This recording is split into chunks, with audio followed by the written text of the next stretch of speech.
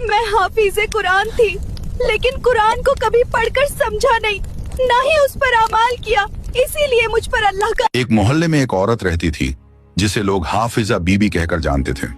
उसने पूरा कुरान याद किया हुआ था। हर जुमे को वह औरतों के लिए दर्स कुरान रखा करती। उसकी आवाज में मिठास थी और अल्फाज में रवानी।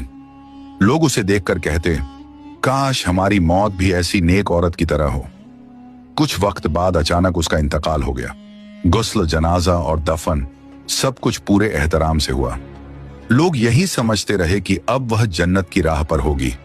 लेकिन कुछ दिनों बाद एक अजीब वाकया हुआ। उसकी एक करीबी सहेली ने ख्वाब देखा। उसने देखा कि वही हाफिजा बीबी अंधेरी कब्र में तड़प रही है। उसका चेहरा पीला पड़ चुका था, सांसें टूटी टूटी सी थीं और लहजा दर्द से भरा हुआ। वह कह रही थी, मैंने कुरान को सीने में तो समेट लिया था, लेकिन उसे अपने दिल में नहीं उतारा। यह सुनकर सहेली घबरा गई और रोते हुए बोली, तुम तो हाफिजा थी, फिर यह हालत क्यों? कब्र से भर्राई हुई आवाज आई, मैंने आयतें जबान से पढ़ी मगर उन पर अमल नहीं किया। लोगों को दीन सिखाया, लेकिन खुद जबान की गलतियों से न बच सकी। गरीबत करती रही, दिल को पाक न कर सकी। कुरान को सजाया मगर अपनी रूह को खाली छोड़े रखा।